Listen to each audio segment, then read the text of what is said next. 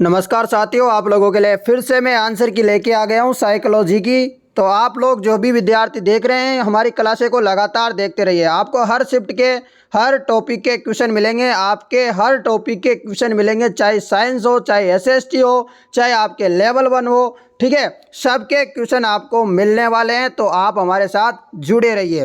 अब हम करवा रहे हैं आपको साइकोलॉजी के शिफ्ट फर्स्ट यानी कि लेवल 1 वालों के साइकोलॉजी के पेपर करवा रहे हैं। हम साइकोलॉजी के जो 30 क्वेश्चन आए थे वो 30 के 30 क्वेश्चन हम करवा रहे हैं। जितने भी साइकोलॉजी वाले हैं वो सारे इस विद्यार्थी इस वीडियो को अंत तक देखें। ठीक है, वीडियो को ज़्यादा से ज़्यादा शेयर भी करना है आप लोगों को।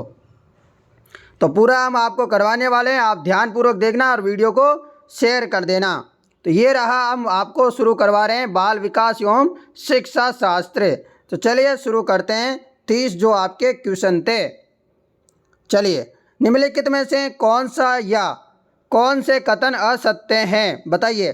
निम्नलिखित में से कौन सा या कौन से कथन असत्य हैं ये आपको बताना है। तो यहाँ पर असत्य कथन है, ये समझना जरूरी नहीं है कि प्रत्येक बच्चा अद्वितीय है। तो केवल ए ऑप्शन वाला जो होगा वह सही, मतलब वो क्या है, असत्य है। Option number D right answer हो जाएगा। लेवल 1 की आंसर की सॉल्यूशन करवा रहा हूँ, सभी विद्यार्थी अपना सॉल्यूशन देखें, चाहे ए कोड हो, चाहे बी हो, चाहे सी हो, चाहे डी हो, सभी देखें। अगला क्वेश्चन है, तब होता या होती हैं जब परिपक्वता और अनुभव के कारण मनुष्य में क्रमबद्ध और प्रगतिशील परिवर्तन होते हैं। तो क्या होती है, सही आंसर हो जाएगा विकास। क्या होगा, डेवलपमेंट होता है।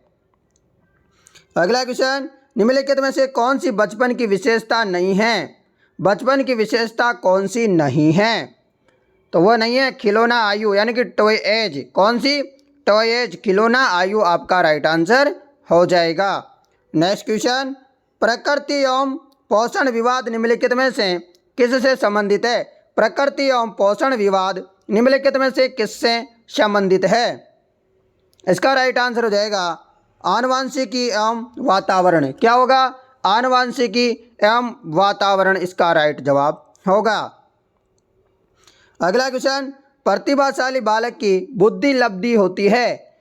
आपको बताना है IQ of talented child is कितनी होती है, जो बुद्धि लब्धि कितनी होती है टैलेंटेड विद्यार्थी की, बालक की, बताइए। तो उसकी बुद्धि लब्धि कितनी होती है 140, 140।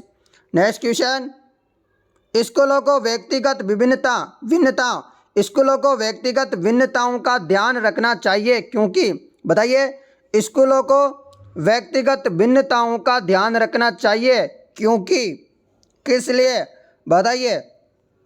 ये रखना चाहिए समझने के लिए कि छात्र सीखने में समर्थन या असमर्थन क्यों हो रहे हैं। समर्थन या असमर्थन क्यों हो रहे हैं। Option number D right answer है। 16 वर्ष आयु का बच्चा बुद्धि लब्धि परीक्षण में 75 अंक प्राप्त करता है, उसकी मानसिक आयु वर्ष होगी। तो बताइए, 16 साल का कोई बच्चा है तो बुद्धि लब्धि में 75 अंक प्राप्त करता है, तो उसकी मानसिक आयु कितने वर्ष की होगी। इसका जवाब होगा 12 वर्ष की। कितने की, 12 वर्ष की।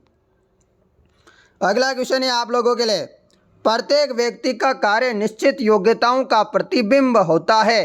किसी विशेष कार्य को करने में व्यक्ति अपनी समस्त मानसिक योग्यताओं में से कुछ को प्रतिदर्श के रूप में चुनाव कर लेता है। यह सिद्धांत किसने दिया। तो ये जो सिद्धांत है ये दिया था थॉमसन ने। किसने दिया था, थॉमसन ने। नेक्स्ट क्वेश्चन, निम्न में से कौन सी व्यक्तित्व मापन की प्रक्षेपी विधि है। व्यक्तित्व मापन की प्रक्षेपी विधि कौन सी है। तो ये हो जाएगी कथानक, ठीक है, ये हो जाएगी कथानक संप्रत्यक्षण परीक्षण। तो option number D right answer है। नेक्स्ट क्वेश्चन, सृजनात्मकता मुख्यतः किससे संबंधित है। सृजनात्मकता मुख्यतः किससे संबंधित है। सटीक आंसर किया दोस्तों, ये आप लोग इसे जरूर मिलाइए और मुझे बताइए कि आपके 30 में से कितने % सही है। Option number D right answer हो जाएगा अपसारी चिंतन। नेक्स्ट क्वेश्चन, निम्नलिखित में से कौन सी स्थिति समायोजन को बढ़ावा देती है। निम्नलिखित में से कौन सी स्थिति समायोजन को बढ़ावा देती है। तो समायोजन को बढ़ावा देती है तो वो हो जाएगा विक्षिप्त भय और चिंता से मुक्ति। विक्षिप्त भय और चिंता से मुक्ति हो जाएगा। नेक्स्ट क्वेश्चन, प्रतिभाशाली बालक के लक्षण क्या है?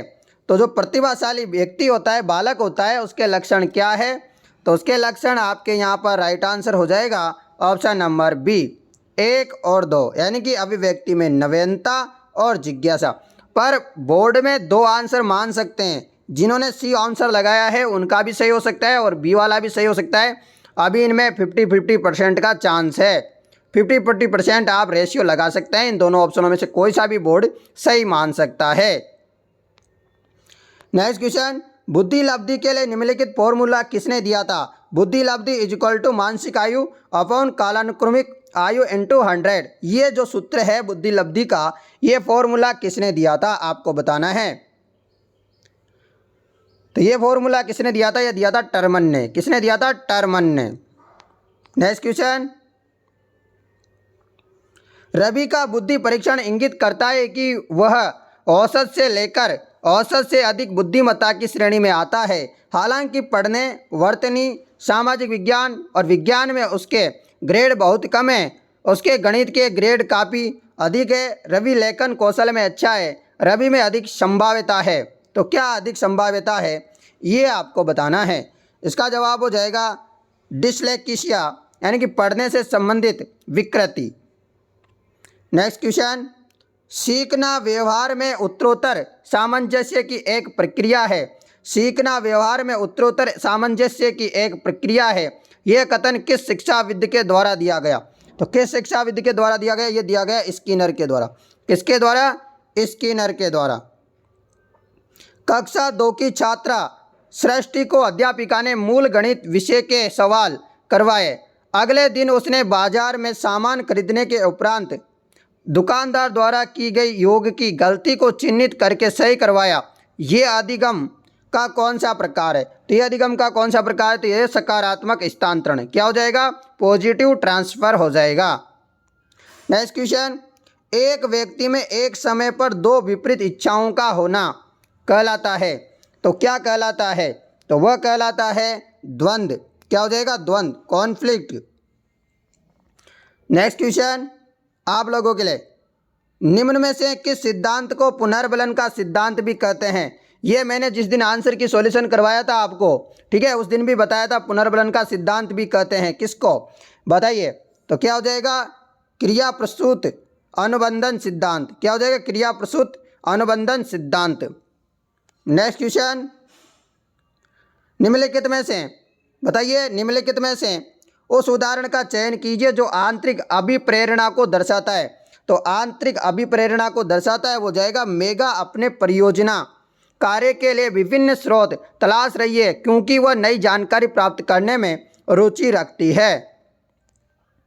नेक्स्ट क्वेश्चन, निम्न में से किसने अधिगम सिद्धांत का प्रतिपादन नहीं किया? तो आपको बताना है जो अधिगम सिद्धांत है उसका प्रतिपादन किसने नहीं किया।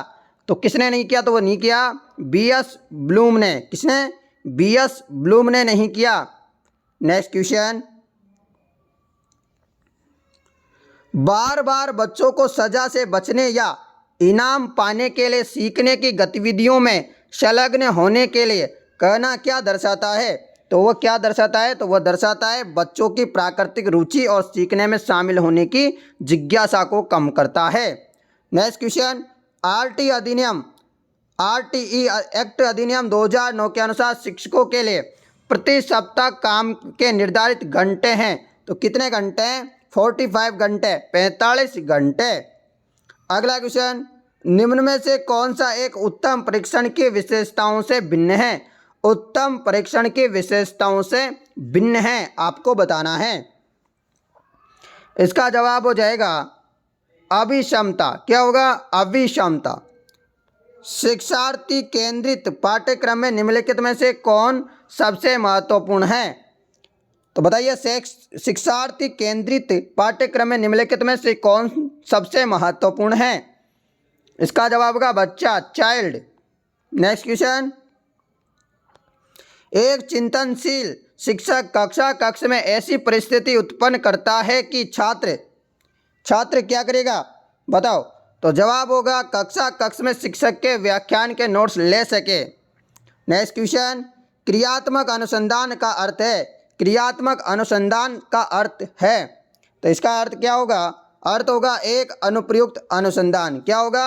N applied research. ठीक है। नेक्स्ट क्वेश्चन, एनसीएफ 2005 के अनुसार एक शिक्षक की भूमिका होनी चाहिए, तो एक शिक्षक की भूमिका क्या होनी चाहिए? तो सुविधादाता। क्या होना चाहिए? सुविधादाता। अगला क्वेश्चन आप लोगों के लिए, मूल्यांकन का उद्देश्य क्या होता है? मूल्यांकन का उद्देश्य होता है उस सीमा तक प्रतिपुष्टि प्रदान करना जहां तक हम उत्पादनशील जीवन के लिए शिक्षा प्रदान करने में सफल रहे हैं। तो ये आपका ऑप्शन नंबर डी राइट हो जाएगा। कितने % सही है आपके मुझे कमेंट करके बताना सभी अभ्यर्थी। अगला क्वेश्चन है, निम्नलिखित विकास के सिद्धांतों का उनके सही वर्णन से मिलान कीजिए।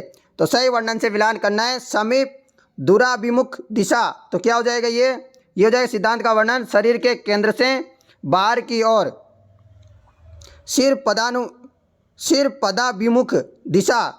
ये हो जाएगा आपका सिर से पैर का क्रम। तो आप एक का डी कौन से में आ रहा है? एक का डी यहाँ भी आ रहा है, यहाँ भी आ रहा है। ठीक है। अब दूसरे का ए केवल इसी में आ रहा है, तो अपना आंसर ये हो जाएगा। ठीक है। फिर आप आंसर लगा ही सकते हो आराम से। ठीक है, ये हो जाएगा simple. Option number A right answer हो जाएगा। 2 आंसर पता लग गया तो आप पूरे आंसर को सही दे सकते हो। ठीक है। विकास से की ओर बढ़ता है, विकास से की ओर बढ़ता है, विकास सामान्य से विशिष्ट की ओर बढ़ता है। विकास सामान्य से क्या होता है?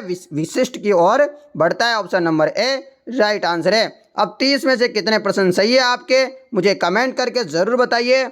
और आप लोगों ने पेपर डाउनलोड नहीं किया है, चाहे लेवल 1 हो, चाहे लेवल 2, चाहे किसी भी शिफ्ट हो और कोई सा भी कोड हो, यदि आपने डाउनलोड नहीं किया है तो हमारा टेलीग्राम ग्रुप अभी ज्वाइन कीजिए। तुरंत डिस्क्रिप्शन में लिंक दिया गया है। और वीडियो को ज़्यादा से ज़्यादा शेयर कर दीजिए अपने साथी लोगों तक। फटाफट से फेसबुक हो, चाहे व्हाट्सअप हो, चाहे टेलीग्राम हो, हर जगह वीडियो हमारी पहुंच जानी चाहिए और स्टेटस लगा लीजिए ताकि सभी अभ्यर्थी देख सकें। और भी आंसर की आ रही है और इससे पहले आंसर क्या नहीं देखी है तो वो भी देख लेना, अपने मित्रों को बता देना कि सारी आंसर की लगातार आ रही है।